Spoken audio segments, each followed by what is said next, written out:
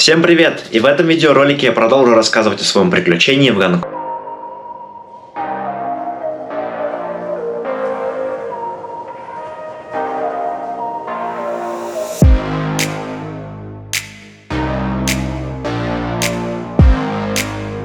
На следующий день после посещения Диснейленда я отправился в центр Гонконга. Первым делом я решил посмотреть Аллею Славы, чтобы полюбоваться небоскребами и увидеть статую Брюс Ли. Гонконг – один из самых необычных городов, где я когда-либо бывал.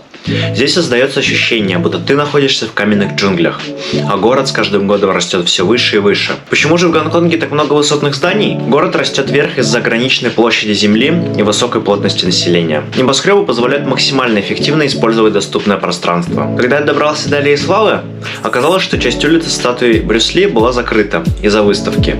Вход туда был платный, и билеты нужно было покупать заранее.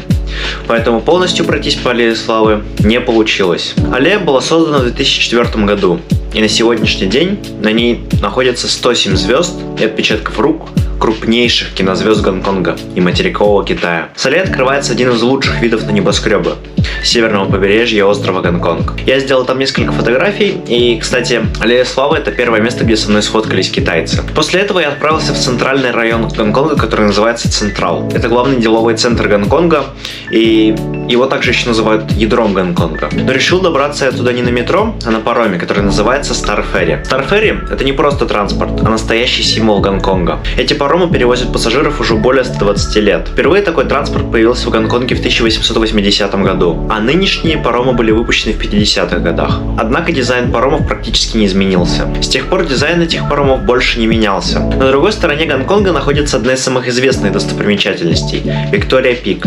Это место, с которого открывается потрясающий вид на город, наверняка знакомый многим по фотографиям и фильмам. Прибыв на пароме в центральный район, я направился к фуникулеру, который поднимает туристов на вершину. Фуникулер на Виктория Пик был запущен в 1888 году. Первоначально он обслуживал губернатора Гонконга и местных жителей. Сейчас он перевозит более 6 миллионов пассажиров ежегодно. Высота Виктория Пик составляет 554 метра над уровнем моря. На вершине находится парк, кафе, рестораны, смотровая площадка и музей Мадам Тюссо. Смотровая площадка платная, но, по моему мнению, нет смысла туда идти, так как такие же виды открываются из парка и из бесплатной смотровой площадки. После посещения Виктория Пик мы направились к следующей достопримечательности – Дому Монстру. Этот дом находился довольно далеко. После спуска с пиком мы решили ехать на трамвае. Трамваи в Гонконге необычные, они двухэтажные. Первая трамвайная линия была открыта в 1904 году, и система до сих пор функционирует, являясь одной из 3 в мире, где постоянно используются двухэтажные трамваи.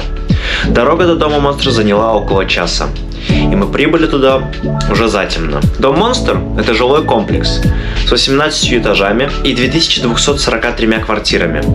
Он стал популярен среди туристов и фотографов благодаря своему необычному виду, а также после появления в голливудских фильмах. После этого мы отправились на поезд, но времени было очень мало. Мы сильно спешили, так что процесс поездки до вокзала снять не получилось. Сначала мы пошли на границу в Гонконге и сели на поезд до Жэньчжэня, а затем пересели на поезд до Гуанчжоу. Добравшись до отеля, на следующий день я отправился за продуктами для поездки в Чэнду. Кстати, набрав такую корзину продуктов, я заплатил всего 12 евро. Однако все пошло не по плану.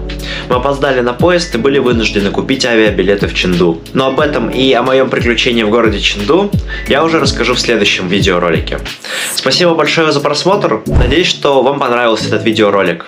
Ставьте лайки, подписывайтесь на канал. Увидимся в следующем видеоролике.